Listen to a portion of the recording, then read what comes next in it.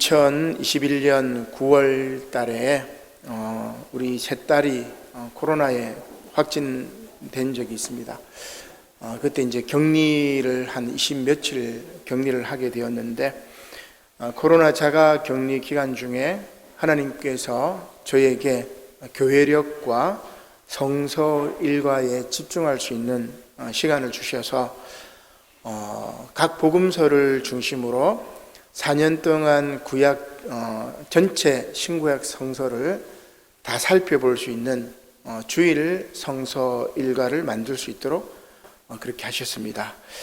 3일체 교회력을 중심으로, 그래서 3일체 교회력은 1년에 7개 절기가 이렇게 흘러가죠.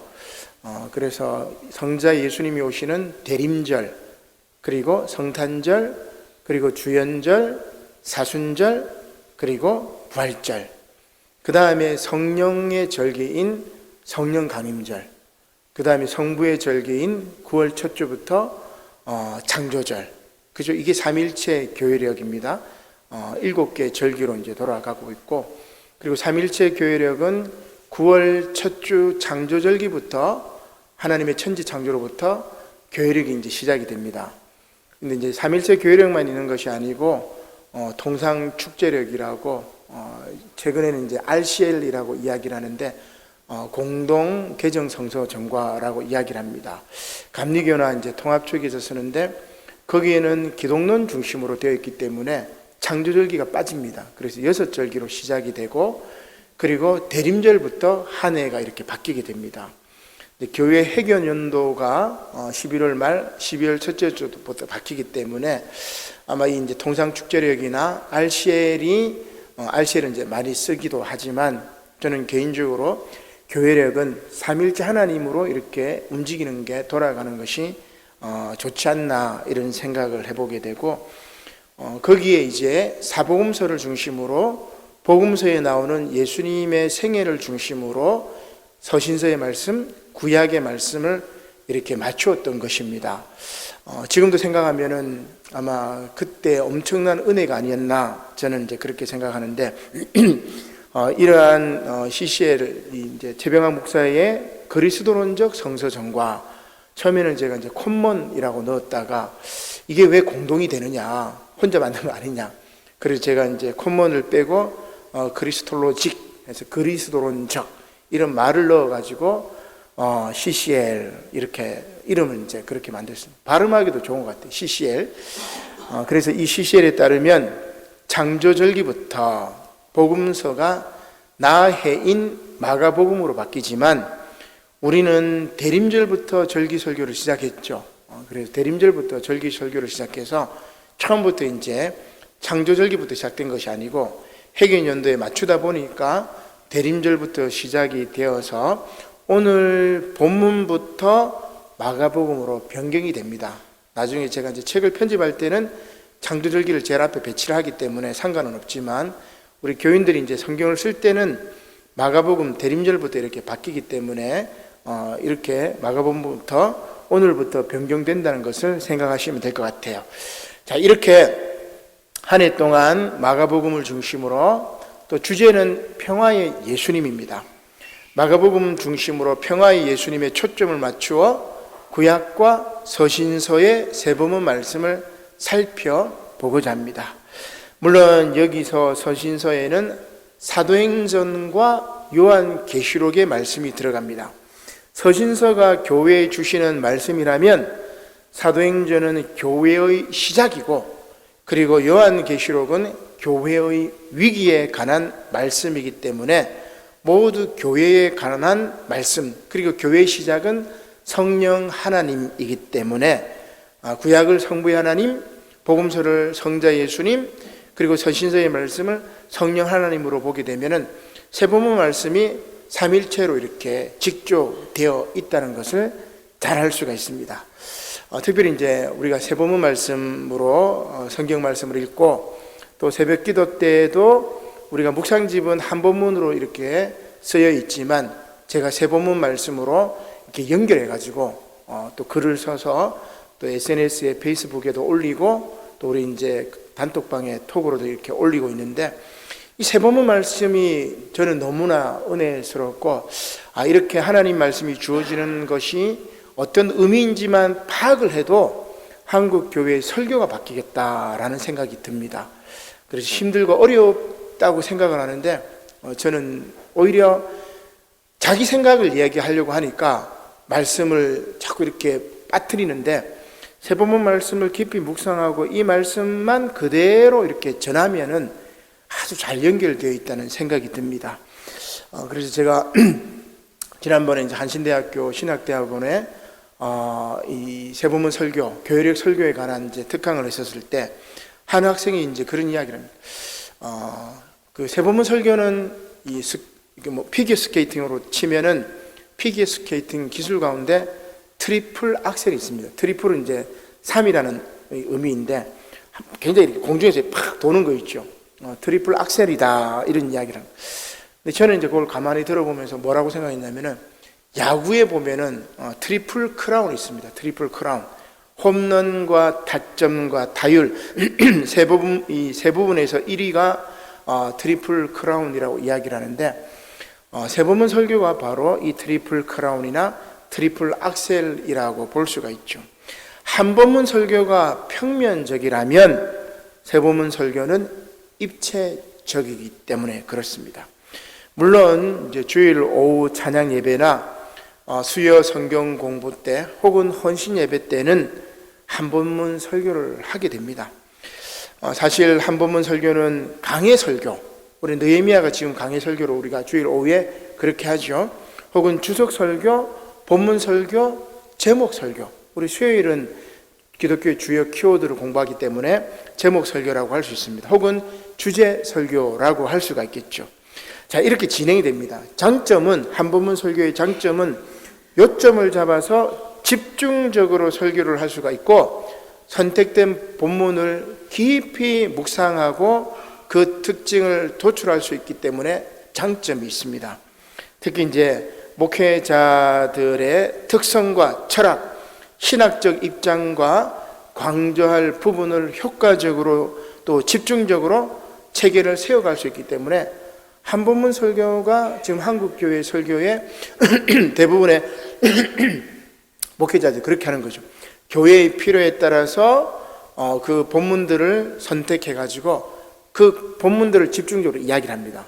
교회 개척을 하거나 혹은 교회를 건축하거나 혹은 교회에 무슨 일이 있을 때 거기에 관련된 본문을 집중적으로 설교를 하면서 교인들이 이렇게 뭉치게 하는, 그것이 이제 한 본문 설교의 장점이라고 할 수 있습니다. 단점이 있죠. 단편적이고 부분적인 성서 이해에 치우칠 가능성이 많이 있습니다. 한국교회의 문제가 저는 바로 그것이라고 생각합니다. 성경 전체를 보지 못하고 단편적인 본문만 집중적으로 보고 거기에 치우치기 때문에 성경 전체와 연계된 본문의 통합적인 메시지를 도출해내지 못하고 있습니다. 설교자는 자기의 뜻과 내가 교회 건축을 위해서, 교회 개척을 위해서, 교인들의 이 문제를 위해서 이 본문을 집중적으로 이야기하게 되면 자기 뜻인지 하나님의 뜻인지 혼란스러워서 어려움을 느끼기도 하죠. 대부분 목회자들 자기 뜻입니다. 설교를 들어보면 그래요. 대부분 자기 뜻을 가지고 그것을 인용하기 위해서 성경을 여기저기 막 인용을 해버립니다. 그것은 제가 볼 때 잘못된 것이라고 할 수가 있습니다. 또한 성경의 다양한 영역에 손을 못 대기 때문에 축복의 말씀, 복주는 말씀, 평안하라는 말씀만 이렇게 이야기하기 때문에 한국교회 교인들이 편식을 하게 되는 것이죠. 두 번문 설교를 하는 분들도 있습니다. 구약과 복음서와 서신서 두 곳에서 선택하여 설교하는 것이죠. 주로 구약 한 곳, 복음서와 서신서에서 한 곳을 선택하게 되는 것입니다. 장점은 한 번문 설교보다는 조금 더 균형 잡힌 설교를 할 수가 있습니다. 또한 구약에 대한 필수적 접근으로 필수적으로 구약을 봐야 되니까 구약의 메시지가 개발이 되는 거예요. 옛날에는 우리 한국교회 대부분 신약만, 특히 복음서 말씀을 위주로 이제 설교를 많이 했어요. 구약은 한 번도 다루지 않는 경우도 굉장히 많았죠. 그러나 구약도 우리에게 주신 하나님의 말씀입니다. 자, 그러나 그것도 단점이 있는데 복음서와 서신서, 신약 본문 가운데 한 곳이 빠집니다. 구약 하나, 복음서 하나, 혹은 구약 하나, 서신서 하나 하게 되면은 구약은 계속 말씀이 이제 유지가 되는데 신약 말씀에는 복음서와 서신서 말씀 둘 중에 하나가 빠지는 거죠. 그러면 예수님의 이야기, 성자의 이야기는 나오지만, 성부의 이야기는 나오지만 교회의 이야기인 서신서와 사도행전과 요한계시록 성령의 놀라운 역사는 빠지게 됩니다. 삼위일체 구조가 이루어지지 않는 거죠. 자, 그래서 세본문 설교가 힘들고 어렵다고 이야기하는데 그렇지 않습니다. 성경 말씀을 묵상을 계속 하다 보면은 모든 성경 말씀은 다 유기적으로 연결이 되어 있어요. 연결이 다 되어 있단 말이에요. 세본문 설교는 먼저 복음서는 세본문의 중심으로 예수 그리스도의 생애와 말씀을 담은 내용물로 그날 세본문 설교의 몸통입니다. 복음서가 몸통이 되는 거예요. 그래서 우리가 CCL 말씀에 늘 복음서가 중심이 딱 되고, 그리고 이 복음서에서 예수님의 일대기가 중심이 되는 거죠. 교회력 절기를 중심으로 쭉 움직입니다. 그리고 구약의 경우에는 복음서에 나타난 예수님의 모든 사역에 대한 증거입니다. 미리 주어진 말씀이죠. 그 근거가 되고 그 배경을 제시하고 있습니다.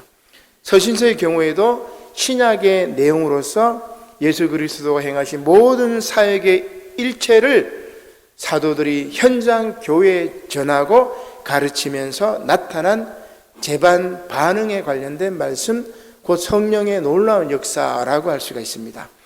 자, 그래서 이 틀을 여러분들이 알게 되면 제가 바라기는 한국교회 모든 성도들이 방금 제가 말씀했던 이 틀만 알게 되면은 그리고 그렇게 설교를 듣게 되면, 또 목회자들이 그렇게 설교를 하게 되면 우리가 이단에 빠지는 경우는 결코 없고, 상식에서 벗어난 신앙생활을 하는 일이 결코 없고, 아주 한국교회가 제2의 종교개혁을 할 수 있지 않을까, 그런 생각을 하게 됩니다. 우리 이제 말씀목회연구원 우리 최복 원장님을 제가 만난 것이 참 하나님의 은혜라는 생각이 드는데, 물론 이 세본문 설교, 교회력 설교라는 해운대 감리교회 우리 한성무 목사님도 있습니다.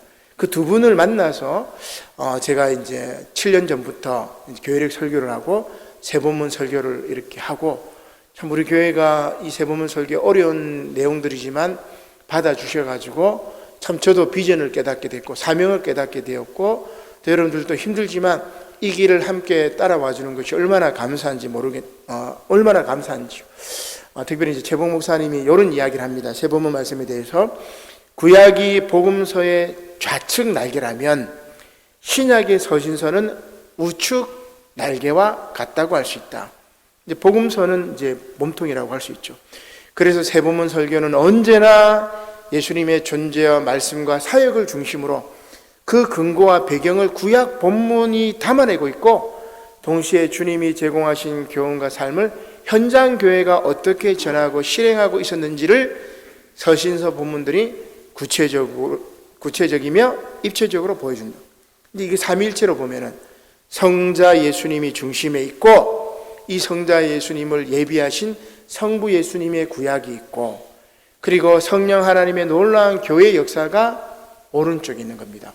그래서 이 삼위일체론적인 구조, 성부, 성자, 성령 하나님, 구약의 말씀, 복음서의 말씀, 서신서, 사도행전과 요한계시록의 말씀이 어떻게 연결되어 있는지를 주어진 본문을 꼼꼼히 읽어보면은 나와 있어요. 그래서 이걸 많이 목회자들이 많이 힘들어합니다. 많이 힘들어하고 하다가 포기하는데, 저도 처음에는 많이 힘들었습니다. 많이 힘들었는데 한 1년, 2년 정도 앞서간 선배 목사님들의 설교집을 보고 묵상하고, 지금은 이제 제가 세본문 주어진 본문을 보면은 이게 어떻게 연결되어 있는지 지금은 너무너무 눈에 많이 이렇게 보입니다.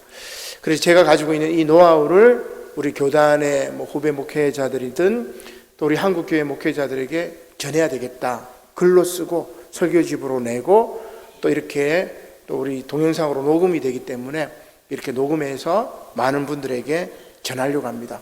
이렇게 말씀이 중심이 되어가지고 한국교회가 새롭게 변화되는 것이지 그 어떤 다른 이데올로기, 그 어떤 뭡니까 이렇게 테크닉, 이게 아닌 것 같아요. 하나님 말씀이 살아있고 역사하시기 때문에 교회를 새롭게 하고 목회자를 새롭게 하고 성도들을 새롭게 하고, 그렇게 교회가 개혁이 되면 바로 이 사회가 개혁이 될 것이다, 그렇게 생각을 해보게 됩니다. 자, 앞서 말씀드렸지만 한본문 설교가 평면적이라면 세본문 설교는 입체적입니다. 힘들어도 목회자는 이러한 세본문 설교로 주일 낮 예배 설교를 진행하여야 할 것입니다. 주일 오후나 수요일은 또 한본문 설교를 해도 되고 주제 설교를 해도 강해 설교도 해도 상관없지만 주일 낮 예배만은 세본문 설교를 해야 된다. 이렇게 입체적인 말씀에 기초하게 되면 성도들의 삶이 변화되기 때문에 그렇습니다. 이렇게 세본문 설교를 헌신하는 세본문 설교에 헌신하는 교회는 매 절기마다 성찬 예식을 거행하는 것이 바람직합니다. 왜냐하면 하나님의 말씀은 듣는 말씀, 설교지요. 그리고 먹는 말씀이 있어요. 이게 성만찬입니다. 그래서 우리가 듣는 말씀만 중히 여겼는데 먹는 말씀, 나누는 말씀, 함께하는 말씀, 이 성만찬을 우리 개신교가 참 등한시했어요, 어떻게 보면. 그러나 원래 예배에 성만찬이 빠지는 것은 그 예배가 아니고 성경 공부입니다. 결국은 가톨릭에서는 그렇게 이야기를 하죠. 늘 가톨릭은 미사에는 항상 성만찬 예식이 함께하는 것입니다. 물론 우리는 이 예식도 중요하지만 말씀이 더 중요하기 때문에 성찬은 절기가 바뀔 때 하는 것이 맞지 않는가, 그렇게 생각을 해볼 수가 있는 것이죠. 절기맞이 성찬 예식을 거행하는 일은 절기를 맞이하는 성도들의 영적 준비를 위해서도 매우 중요한 예전이 될 것이기 때문입니다. 따라서 대림절 첫째 주일인 오늘 우리는 성찬 예식을 거행합니다. 이렇게 교회력과 삼일체 교회력과 성서일과 세본문 말씀 설교로 우리 남부산 영호교회가 또 한국교회가 새롭게 거듭나기를 주님의 이름으로 간절히 축원합니다. 서론이 조금 길었습니다. 오늘 세본문 말씀으로 들어가 보도록 하겠습니다. 오늘 세본문 말씀은 대림절을 맞이하여 아기 예수님의 오심을 기리는 말씀입니다. 먼저 복음서 말씀에서 세례 요한은 예수님을 자신보다 능력이 많으신 분으로 묘사를 하면서 예수님께서 오셔서 성령으로 세례를 베푸실 것이라고 말씀하고 있습니다. 예비자, 준비하는 자의 본분을 충실히 따르는 세례 요한의 모습을 볼 수가 있습니다. 그리고 서신서에서 사도 바울은 이렇게 예비되어 오실 예수님께 하나님께서 모든 만물을 그의 발 아래 복종하도록 하셨다고 그렇게 말씀하고 있습니다. 특히 예수님을 만물 위에 교회의 머리로 삼으셨다고 말씀하고 있습니다. 이렇게 대림절 첫째 주일 우리는 성령으로 세례를 베푸시는 분, 교회의 머리 되시는 분, 곧 성령을 통한 교회의 사역으로 이 땅에 평화를 주시기 위해서 오시는 예수님을 맞이하여야 할 것입니다. 따라서 구약 호세아서 말씀은 여호와의 도를 따르는 이들은, 곧 예수님을 믿고 맞이하는 이들은 생명의 길로 다닐 것이지만 죄인들은 그 길에 걸려 넘어질 것이라고 예언하고 있습니다. 먼저 복음서 말씀부터 보겠습니다. 마가복음 1장 4절로 6절의 말씀이죠. 세례 요한이 광야에 이르러 죄 사함을 받게 하는 회개의 세례를 전파하니 온 유대 지방과 예루살렘 사람이 다 나아가 자기 죄를 자복하고 요단강에서 그에게 세례를 받더라.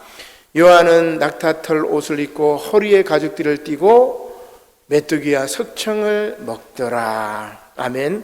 한번 화면을 넘겨보겠습니다. 잘 아시다시피 세례 요한은 예수님의 오심을 준비한 사람이며 예수님께 세례를 베푼 자입니다.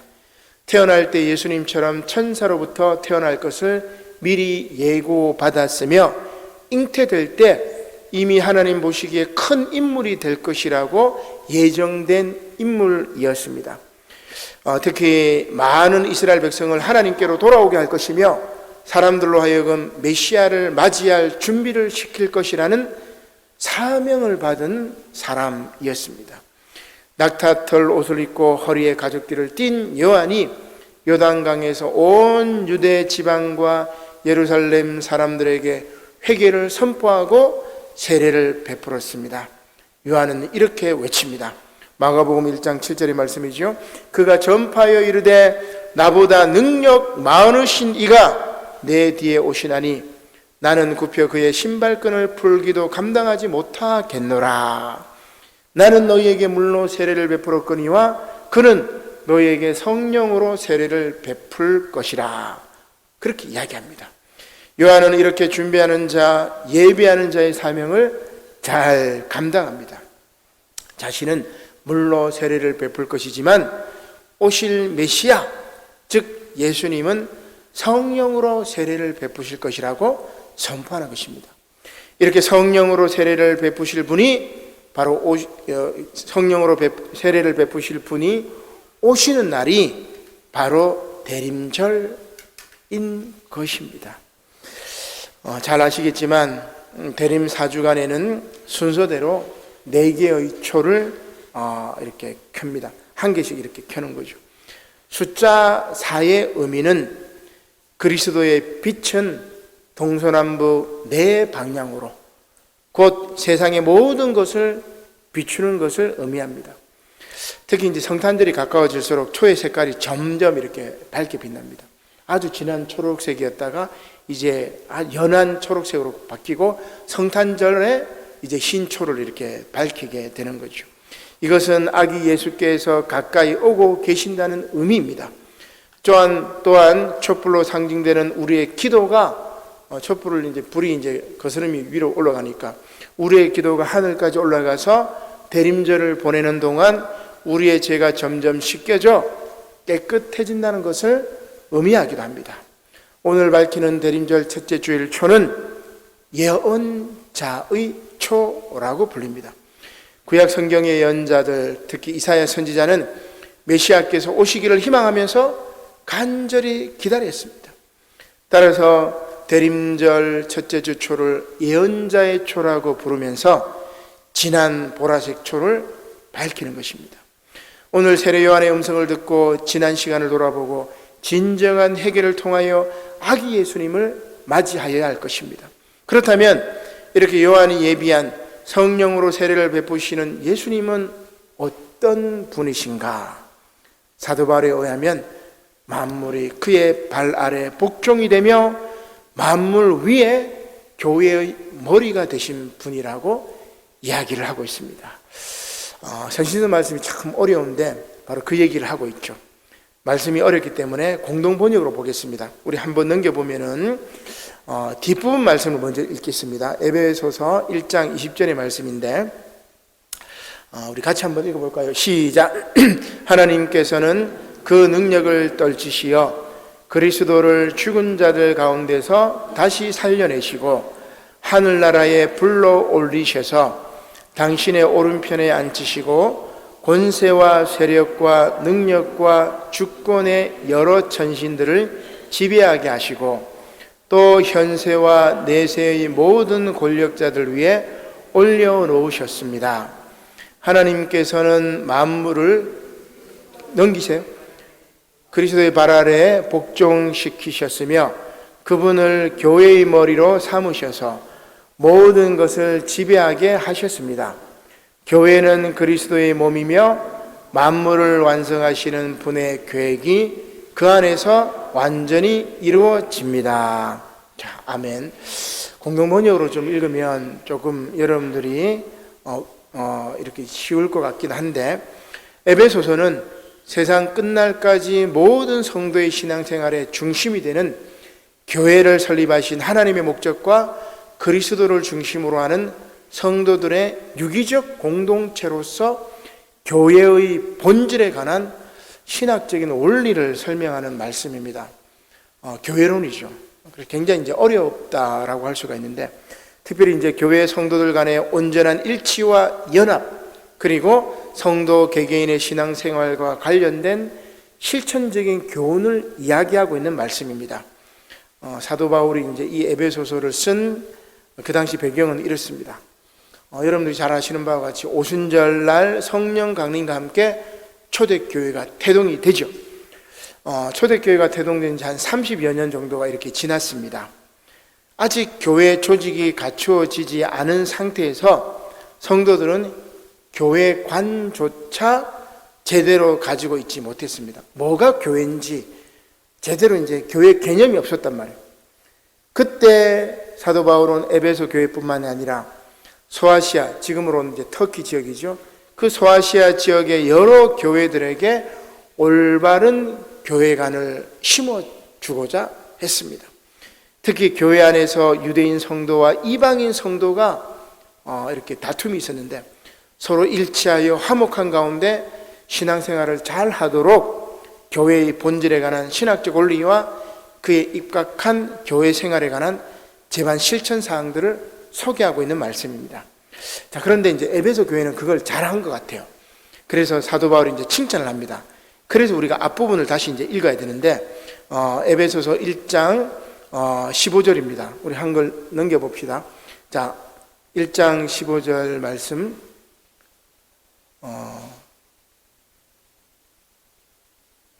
자, 1장 15절로 19절 말씀이죠. 자, 여기 같이 한번 읽어보겠습니다. 아닌데 한 번 위로 더. 방금.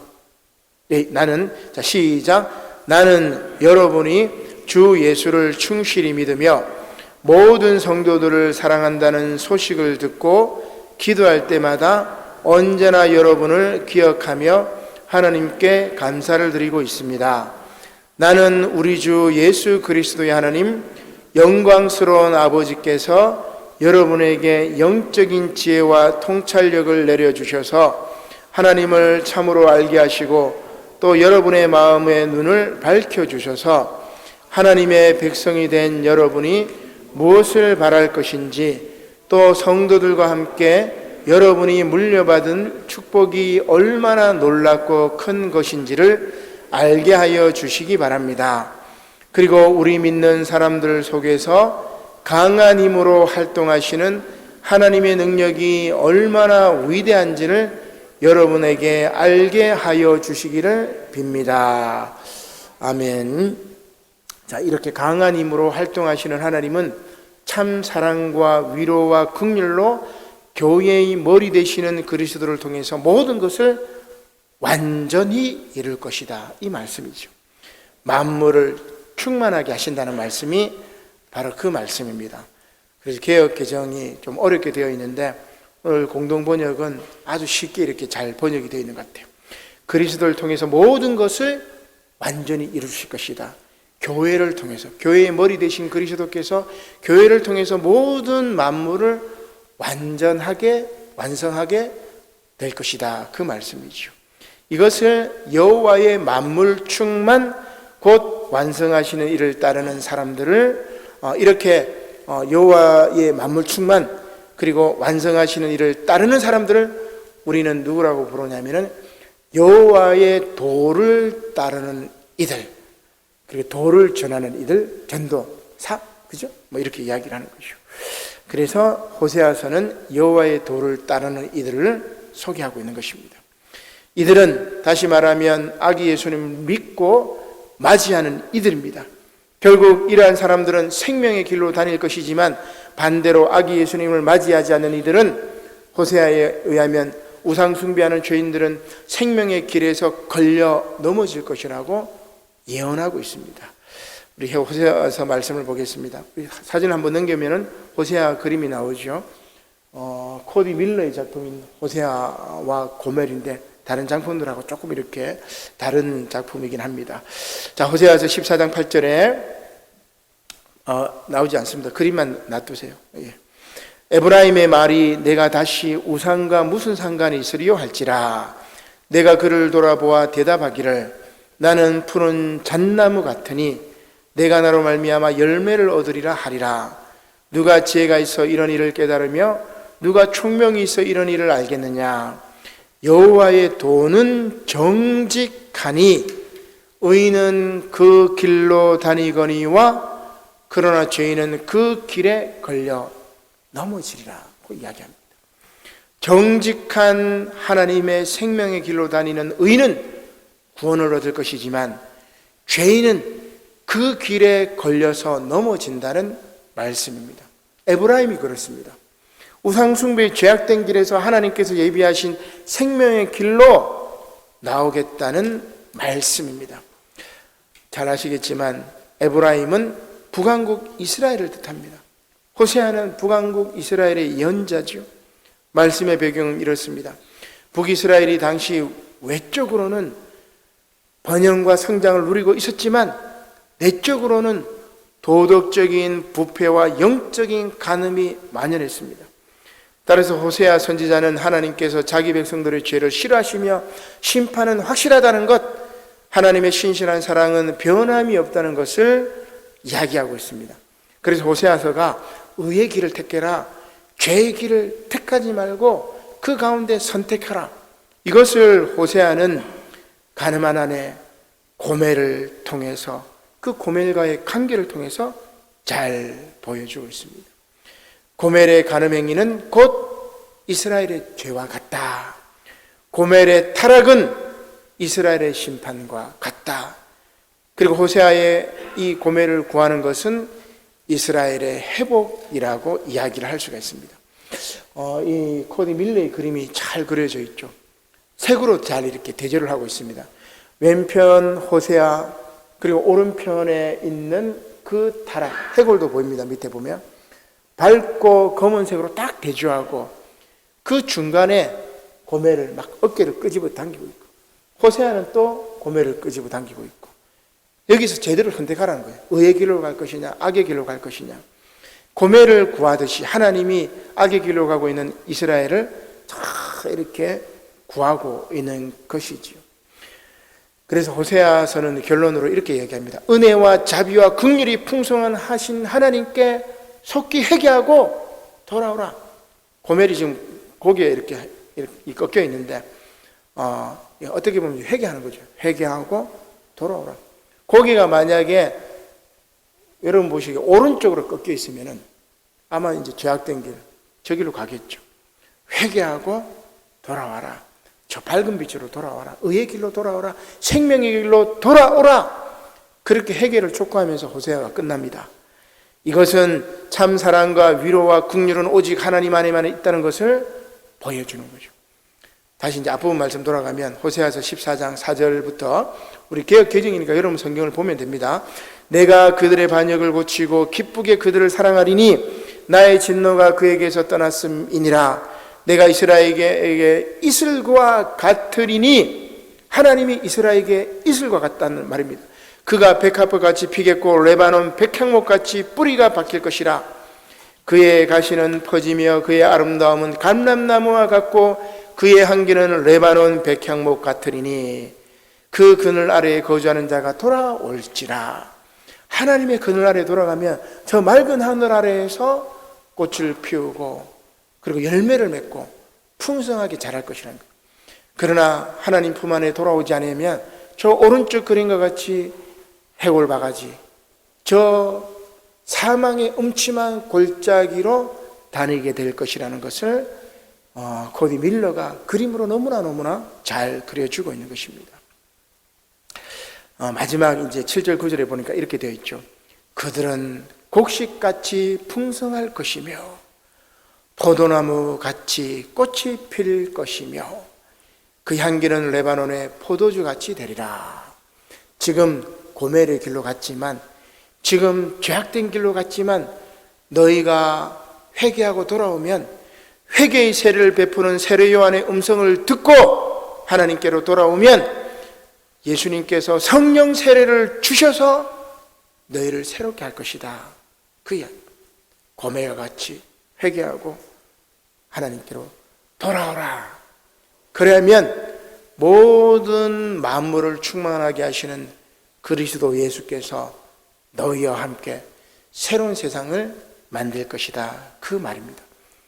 그래서 오늘 저는 이제 제 본문에 이제 설교 제목을 무엇으로 할까 이렇게 고민을 했는데, 호세아서 14장 7절 말씀에 이렇게 보니까 그들은 어떻게 돼요? 회개하고 돌아온 그들은 곡식같이 풍성할 것이고, 풍성한 곡식, 포도나무같이 꽃이 필 것이며, 포도 열매와 같이, 풍성한 포도 열매와 같이, 그리고 그 향기는 레바논의 포도주같이 되리라.